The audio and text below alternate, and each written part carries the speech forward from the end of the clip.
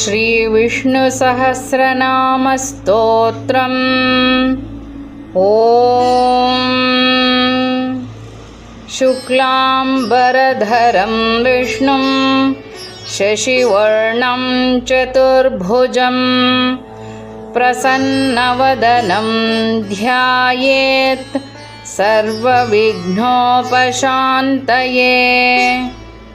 यस्य द्विरदवक्त्राद्याः पारिषद्याः परश्शतं विघ्नं निघ्नन्ति सततं विश्वक्सेनं तमाश्रये। व्यासं वसिष्ठनप्तारं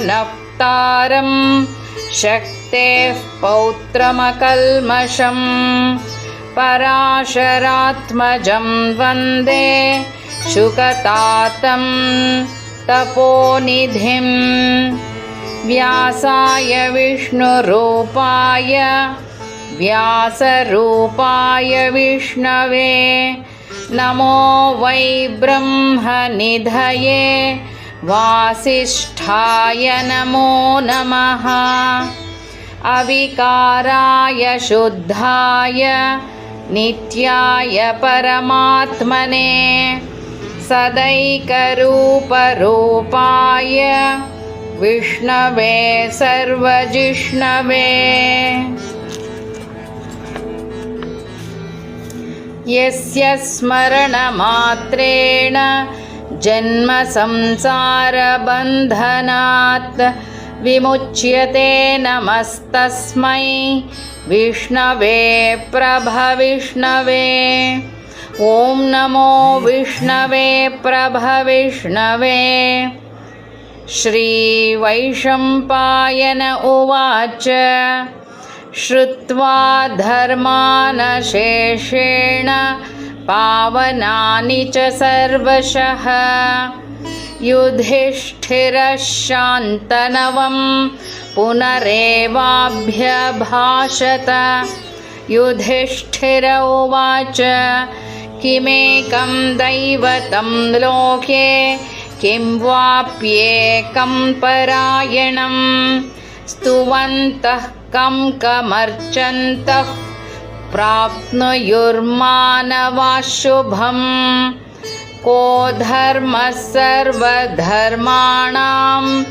भवतः परमो मतः किं जपन्मुच्यते जन्तुर्जन्मसंसारबन्धनात्।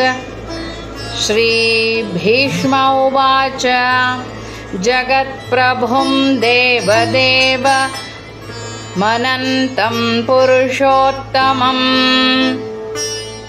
स्तुवन्नाम सहस्रेण पुरुषः सततोत्थितः तमेव चार्चयन्नित्यं भक्त्या पुरुषमव्ययं ध्यायन् स्तुवन् नमस्यंश्च यजमानस्तमेव च।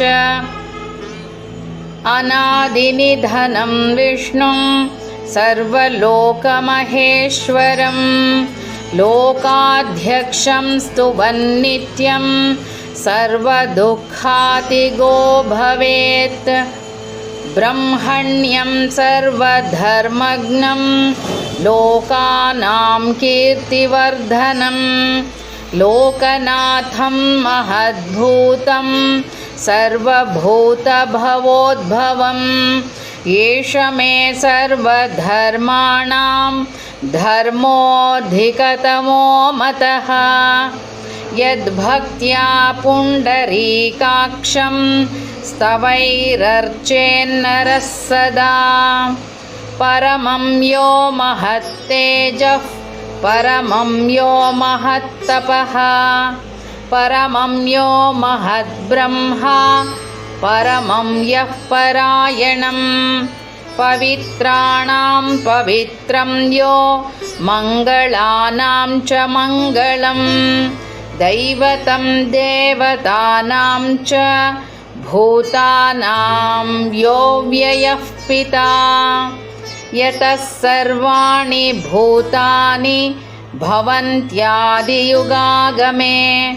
यस्मिंश्च प्रलयं यान्ति पुनरेव युगक्षये तस्य लोकप्रधानस्य जगन्नाथस्य भूपते विष्णोर्नामसहस्रं मे शृणु पापभयापहम्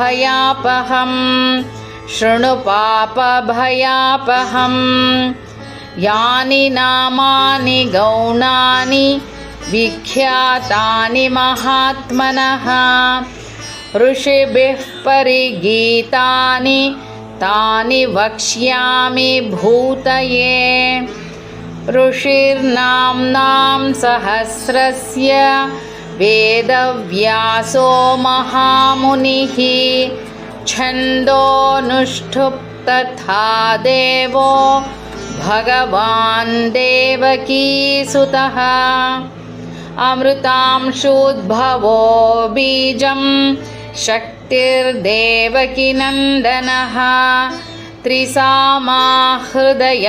तस्य शान्त्यर्थे विनियुज्यते विष्णुं जिष्णुं महाविष्णुं प्रभविष्णुं महेश्वरम् अनेकरूपदैत्यान्तं नमामि पुरुषोत्तमम्।